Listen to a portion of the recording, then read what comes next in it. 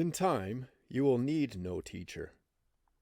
For as the individual has voice, so has that in which the individual exists.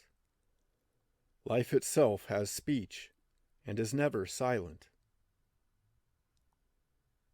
Man contacts the matter that surrounds him through the agency of his senses. They are the doors and windows through which messages reach him from the great outside world. He reacts to these messages according as they conform to or are opposed to his desires. They thus produce in him pleasure and pain, joy and sorrow, likes and dislikes. The sense contacts which bring pleasure to some may have adverse effects on others, and be the cause of aversions and dislikes. Gross matter has the power to arouse sensations, memories, and desires. The aspects of matter in its subtler forms have the same tendency. The atmosphere that hangs around places, the influences that the mere presence of a man can generate, the spontaneous arising of sense-laden images in the mind are instances of how matter can affect us, producing in us elation or depression, joy or the dread of harm. The pairs of opposites are numerous. Heat and cold, fame and ignominy, joy and sorrow are but examples. Any one of a pair may come to birth, reach its peak and die, yielding place to its opposite number to arise and take over control of the lower mind and emotions of the man. He who thinks that he can move from one crest of enjoyment to another mistakes. If he mounts the crest of a wave, he must as inexorably go into the trough. If he is for the moment in the grip of pleasure, he will have to meet the cyclic onrush of pain. The seeking to prolong a desired experience interminably, and to stretch it to cover an entire lifetime is but a pipe dream. Inexorably pain must follow on the footsteps of pleasure, and tears be not far away from the laughter of humans. Man senses this. He has lived too many lives not to know this instinctively. Yet it seems that the lesson has not been learnt, and he therefore continues still to seek his felicity in material things. Writhing in pain, he still hankers after pleasure. Immersed in pleasure, he forgets that pain is waiting just round the corner, ready to strike the instant that the momentum of pleasure has exhausted itself. This oscillation between the two constituents of a pair is peculiar to matter, and therefore to the mortal aspects of the man. The Bhagavad Gita says that those enjoyments which arise through the contact of the senses with external objects are wombs of pain, since they have a beginning and an end. The wise man delighteth not in these. The marks of the immortal and the imperishable are given thus. The weapon divideth it not, the fire burneth it not, the water corrupteth it not, the wind drieth it not away. One interpretation of this could be that things of earth, fire, water, and air have no power to reach to or to affect the inner man. Following on this, it would not be wrong to infer that anything which can be divided or disintegrated by weapons and properties of earth, anything which can be burnt by fire, anything which water can corrupt, or the air sear, is mortal and therefore contains within itself what the Gita calls a womb of pain. These mortal aspects, and they are legion, can never bring lasting enjoyment. In fact, their touch will produce in the man reactions which must sooner or later sway him from one pole to another of any one of the several pairs of opposites. From these instructions, it can be inferred that there exists a wisdom which cannot be reached by a delving into or a deep study of the powers and properties that reside in plant, mineral, or the elements. Those who pin their faith on the researches of modern science or on the abstruse findings of the alchemists forget that they deal only with the evanescent aspects of things. When the human mind loses itself for long periods in the quest of the hitherto undiscovered aspects of matter, it, by that very concentration, disengages itself from the higher and therefore the spiritual potentialities. The forces attracted by a too close study of mortal aspects strikes up a harmonic vibration in those chords, in the man's makeup as are responsive by consanguinity or karmic heirloom. Vibrations so set up loosen morals, because they have the power to stir up the desire nature, and once this bastion falls, there troop in lust, anger, greed, and envy. He who gets engrossed in the properties that reside in the perishable side of things is apt to lose his hold upon the spirit. In such case, sooner or later, altruism leaves him utterly, and he remains that strange being that has an acute reason but a distorted perspective. He has eyes but sees not. He has a mind that yields no true understanding.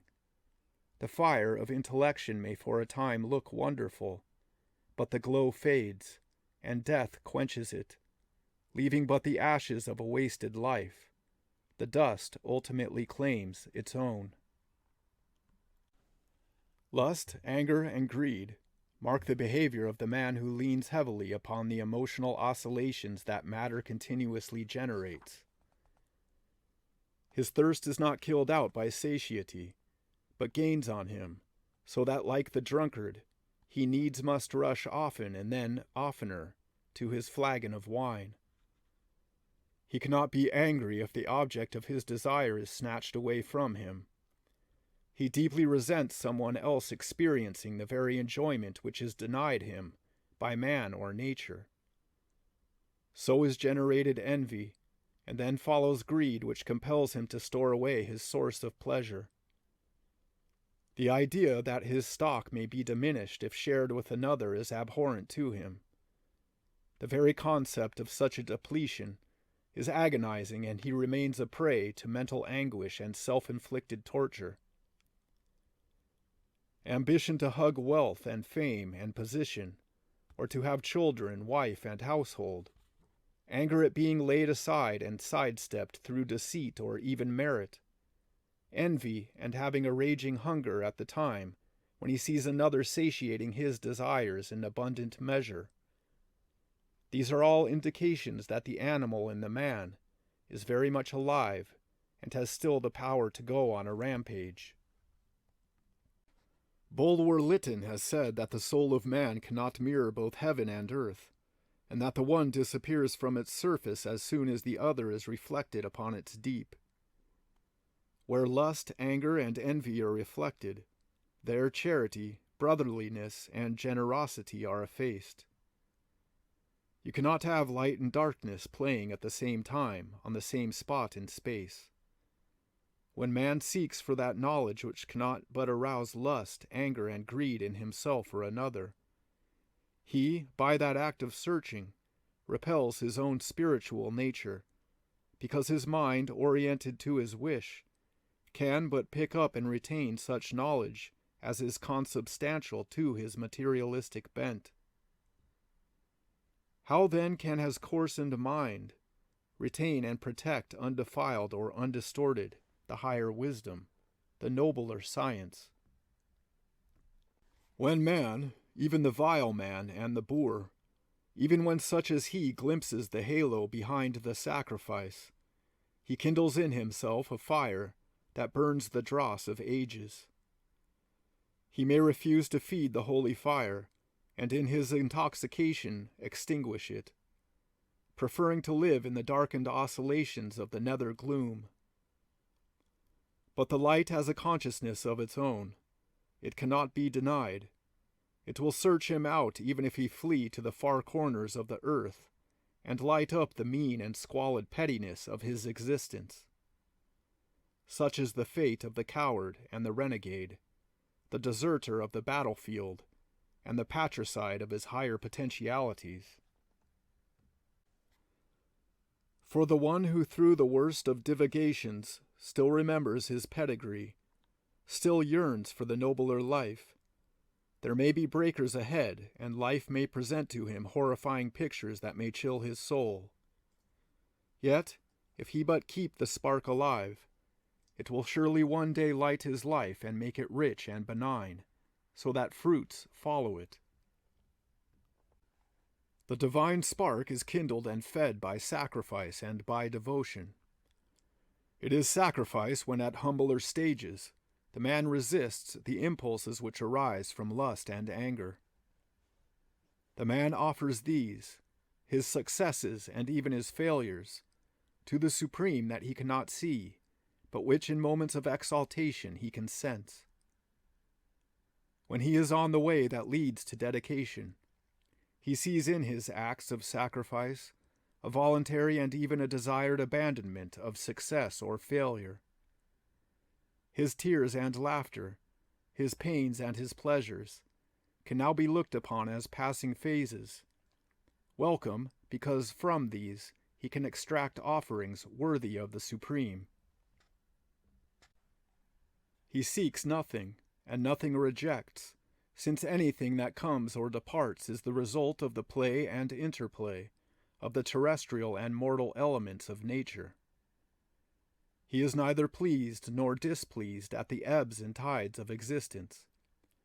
He sees them and takes note of them, as any man does the coming on of night or day, of rain or shine, and of the variegated fauna and flora of the world.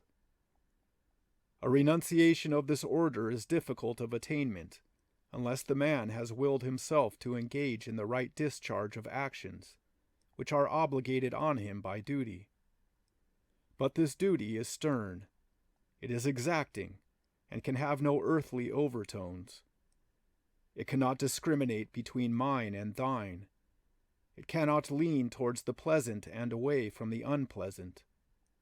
The man in the midst of sacrificial action must be firmly fixed in the understanding that the only self to whom he can look for solace or guidance is the self of all creatures. He can no longer differentiate between man and man, nor between man and the multitudinous life that surrounds him. As the voice of the silence puts it, feel thyself abiding in all things in the self. If the man desires the life enduring, if he seeks to unite himself with the undying aspect that overbroods him, he must of necessity shun the mortal trappings of life. He cannot prepare for a journey to the immortal, and still attach himself by lengthening chains to those aspects of the perishable which still arouse fond memories of the past. He can approach bliss only when the bonds of earthly joys and woes lose their power to disturb his safe, eternal peace. Knowing that I, the great Lord of all worlds, am the enjoyer of all sacrifices and penances, and the friend of all creatures, he shall obtain me and be blessed.